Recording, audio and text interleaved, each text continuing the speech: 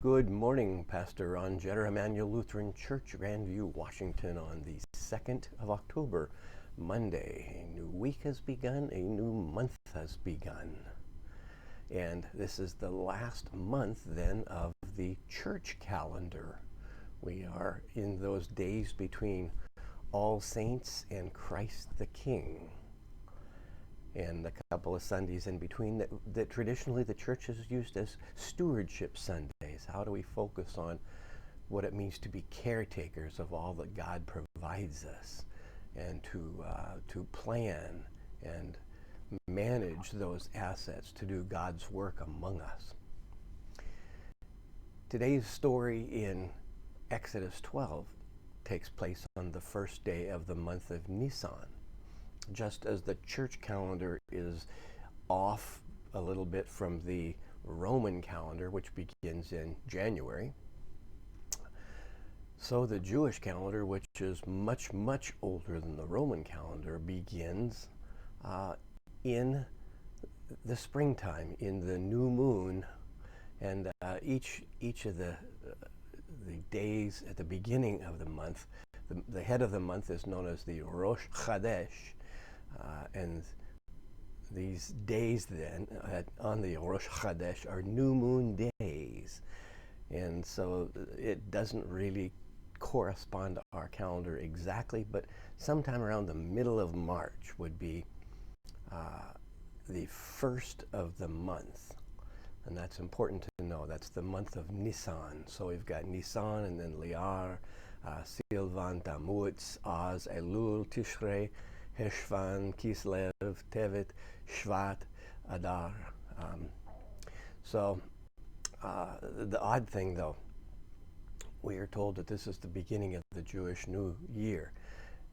At the same time, Jewish New Year takes place in the month of Tishrei, Rosh Hashanah, the new days of the new year, as opposed to Rosh Chodesh, the new days of the first of the month. Special prayers are said on the first days of the month, these new moon days, and special worship services on Rosh Hashanah, the first day of the new year, which then begins this 2 weeks of high holy days ending in the Day of Atonement. So they have their festivals in their calendar, and it's very important. Probably the most significant thing I could say about the Jewish way of looking at time goes clear back to Genesis, when God said it was evening and it was morning the first day. The day begins with evening, begins with rest, with family, with being fed, and then resting all night long. And then on the seventh day, after having worked 6 days, it's a full 24 hours of rest and worship and renewal.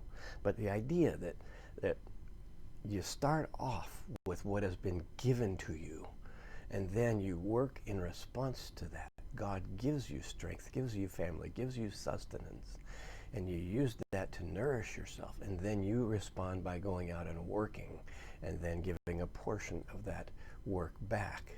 That's the idea of first fruits giving, or first fruits stewardship. The Jewish calendar begins with evening. So sundown to sundown is the Jewish day. The Jewish Sabbath, for instance, begins Friday at sundown and ends Saturday at sundown. So sometime in that period they will have their Shabbat, or their seventh day worship. Shabbat, or Sabbath in English, their worship, whereas we have Sunday worship because Sunday is the day Jesus rose from the dead. So Sunday is the first day of the week, first day of the new week, and the first day of the original week too. Saturday is the final, the Sabbath. I like that idea. I like the way the Hebrews talk about God inviting them to understand that they have received before they give, and that to approach life then with a spirit of thankfulness and praise. I think our Western Greco-Roman culture and the Protestant work ethic is much contrary to that, to where, nope, you're not allowed to rest until you have earned it. And that work is what is honored because it's human effort. It's what we do, as opposed to rest is what's enjoyed because it is a gift from God. I think we as Christians in the Western world could do well to learn from our Jewish sisters and brothers of how we speak of God's activity among us. First, blessing us. Second, inviting us to respond with work and with lives that are worthy of being blessed continually. Now, to the chapter we've been working up to, 12, Exodus, verse 1. The Lord said to Moses and Aaron in the land of Egypt, this month shall mark for you the beginning of months. It shall be the first month of the year to you. And again, this is the month of Nissan. So this day is when the Jewish calendar begins. Tell the whole congregation of Israel that on the 10th of this month, they are to take a lamb for each family, a lamb for each household. If a household is too small for a whole lamb, it shall join its closest neighbor in obtaining one. The lamb shall be divided in proportion to the number of people who eat it. Your lamb shall be without blemish, a year-old male. You may take it from the sheep or from the goats. You shall keep it until the 14th day of this month. Then the whole assembled congregation of Israel shall slaughter it at twilight. They shall take some of the blood and put it on the 2 doorposts and on the lintel of the houses in which they eat. They shall eat the lamb that same night. They shall eat it roasted over the fire with unleavened bread and bitter herbs. Do not eat any of it raw or boiled in water, but roasted over the fire with its head and legs and inner organs. You shall let none of it remain until morning. Anything that remains until morning you shall burn. This is how you shall eat it. Your loins girded, your sandals on your feet, your staff in your hand. You shall eat it hurriedly. It is the Passover of the Lord. For I will pass through the land of Egypt that night, and I will strike down every firstborn in the land of Egypt, both human beings and animals. On all the gods of Egypt I will execute judgments. I am Yahweh. The blood shall be a sign for you on the houses where you live. When I see the blood, I will pass over you, and no plague shall destroy you when I strike the land of Egypt. This day shall be a day of remembrance for you. You shall celebrate it as a festival to the Lord. Throughout your generations you shall observe it as a perpetual ordinance. 7 days you shall eat unleavened bread. On the first day you shall remove leaven from your houses. For whoever eats leavened bread from the first day until the 7th day shall be cut off from Israel.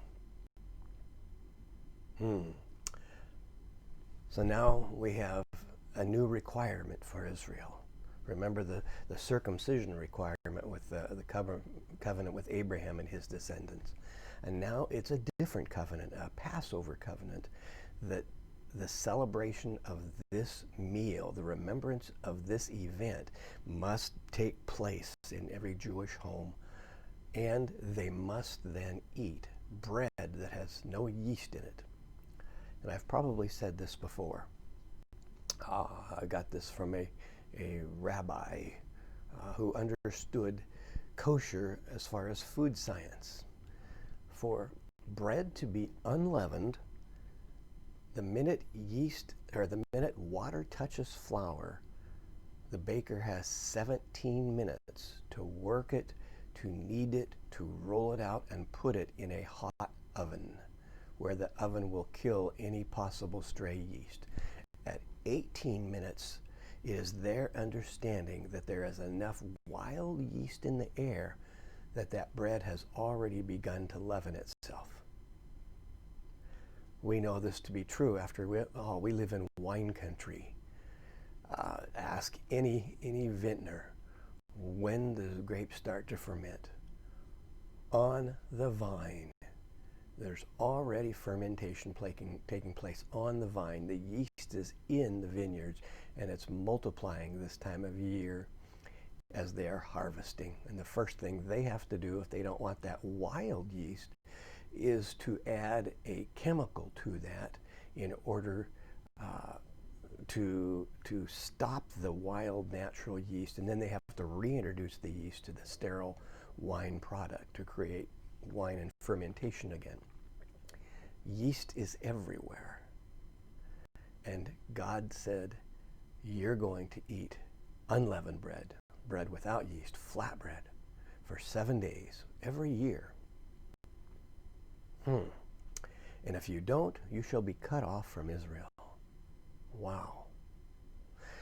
What do we do or not do that would have us remain faithful to renew our annual covenant as the people of God, or fail to do and be cut off?